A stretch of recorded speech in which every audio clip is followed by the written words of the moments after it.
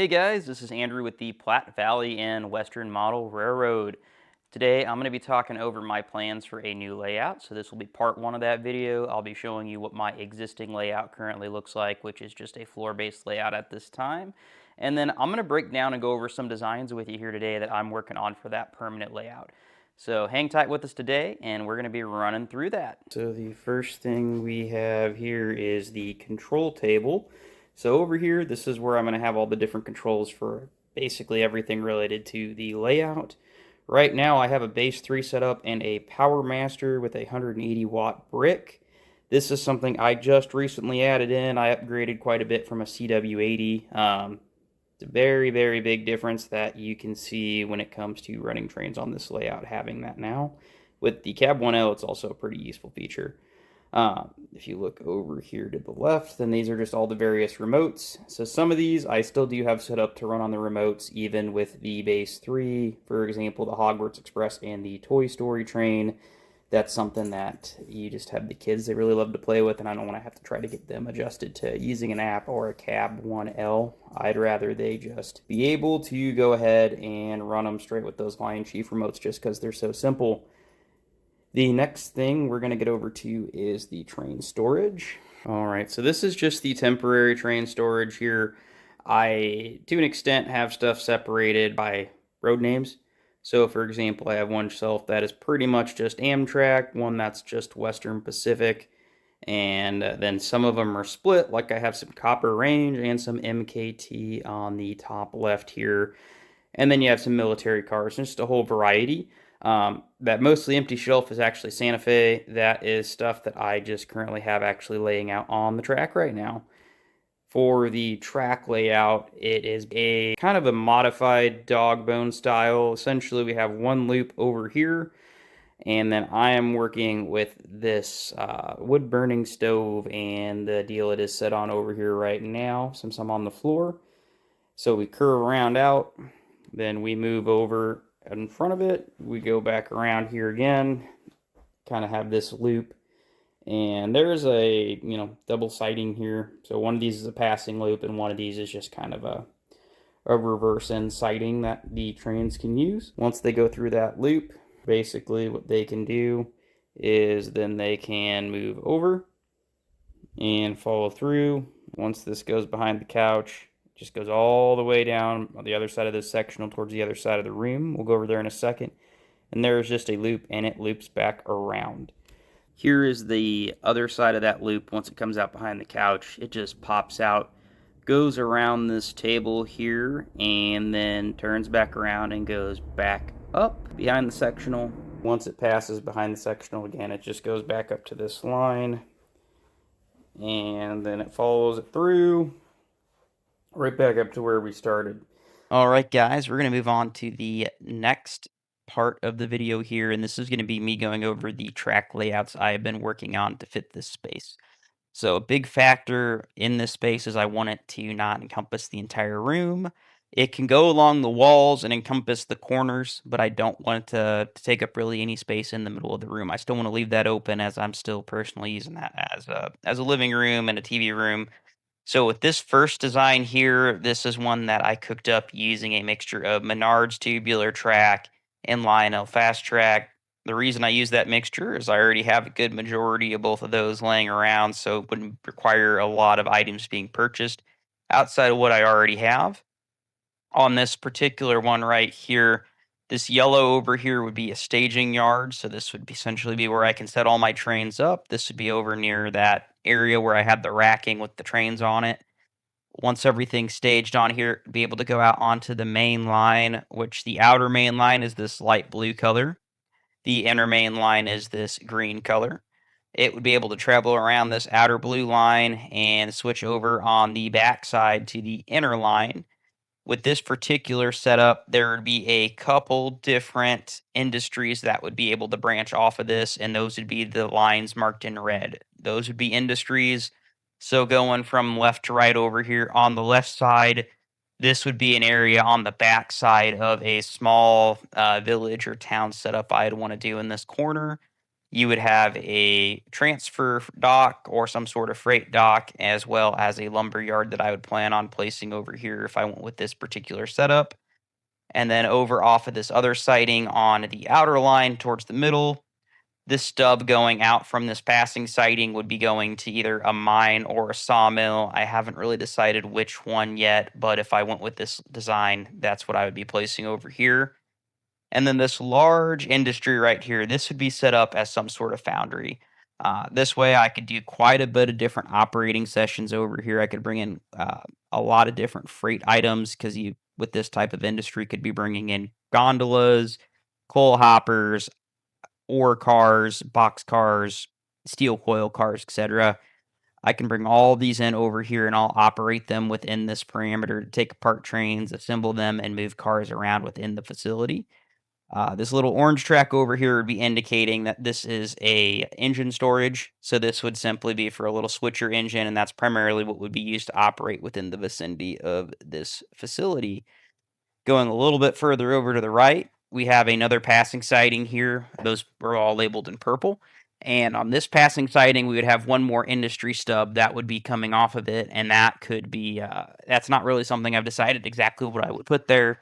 That might just simply be another freight station or transfer station on this layout. I haven't quite decided on what I would plug in on that specific spot. Uh, but with this specific layout, the way it's set up, I would be able to move trains pretty freely between the inner and outer track. I can isolate those both power-wise, and then I also would isolate this large industry over here on the right side power-wise as well, so I could operate these all separate. And I could have, an engine over here doing switching operations, as well as having one train running on the main line and one train, or the outer main line and one train running on the inner main line. Going on to the second design I have over here.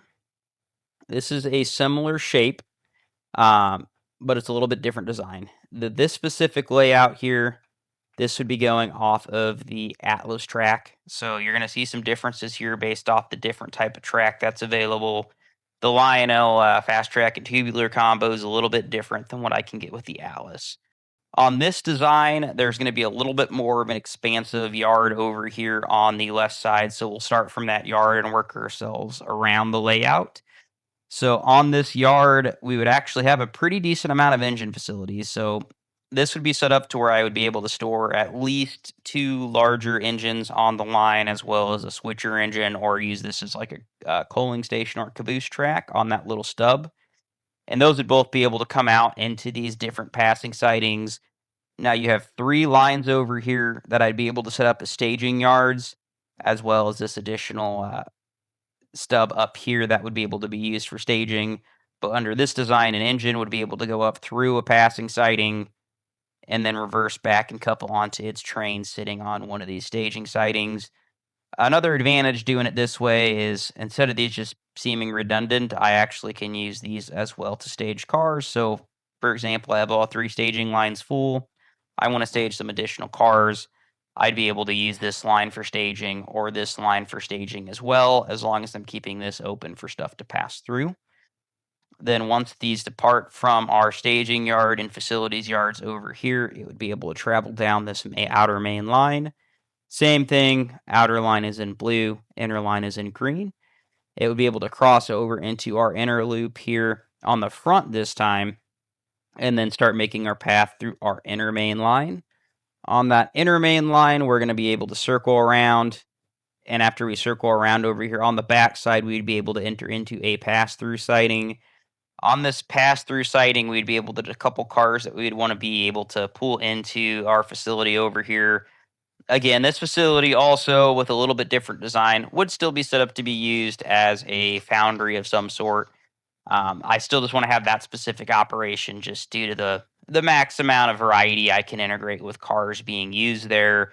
It's, in my opinion, the industry that we can utilize the most type of cars in, which is great for adding variety to the layout. And from here, I would have staging for 2 switcher engines, and these could be some larger switcher engines than what the other setup would be able to accommodate just based off the storage capacity. So instead of just having, say, a little tank engine, I would be able to accommodate up to something like a GP7 or an RS3 type engine over here to use for switcher duties.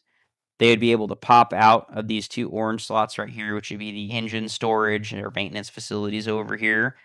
And once they're able to pop out, they could pull stuff off this passing siding that a mainline train would have left, and then pull that back and break it down into the yard, place it into the loading facilities, or utilize as well these areas over here, which would be intended to be more for actual inter-facility operations. So, for example, in a foundry, moving around hot metal cars between different areas. Once these are done as well, they'd also be able to pull stuff out from these loading areas, push them back onto this passing siding, and then even couple them onto potentially some caboose storage over here and have them ready for a locomotive to pull those back onto the main line and then traverse through the rest of the line.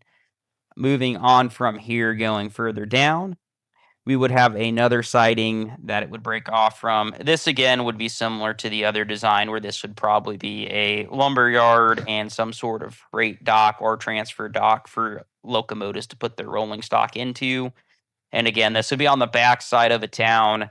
The way this design is, it incorporates a little bit more trackage here. So that would give me an option to maybe even add a third type of industry that could be serviced off of a short stub line that really wouldn't require many cars. So those would all be structured over here. And then also, again, there's some storage as well. So for industries over here, you could always pull those cars back and throw them over here. This could even be potentially an area where I may have another little switcher engine that can live on this section of the layout. And then once that pulls back down, the train can go continue along this line and pull back onto the outer line. And once it's back on that outer line, it can circle the layout and pull into the staging yard over here, where that train could be disassembled onto the staging sidings. Going on the main line, there's not a lot that would be set up off the main line in this particular design. That is the only drawback on this over the other one, is there's a little bit more variety on the other layout, but this design I do feel tends to hold a little bit more elegance in the way it's shaped up. It seems a little bit more realistic operation to me, at least as realistic as it can be for a circular layout. On this main line, the train would be able to follow around this main line, and there would be two passing sidings over here. One of these would be able to be set up for car storage, so the smaller siding would most likely just be set up for car storage, and I'd be able to keep a couple cars over here. That I could devote this to an industry, but just based off the size and the area that it would be working within, I'm not sure that's something I'd want to do. This larger siding, on the other hand, would be prime for a passenger station. So most likely I would set this up on this area into a passenger station. That way there is at least one thing that can be done on that main line. So for example, if I'm running freight operations on this inner line and those are going between the different industries, I can have a passenger train that would be zooming through on this outer line and still have a station that it can duck into periodically. Again, I would love some input down below. These would all be sectioned off into different power blocks.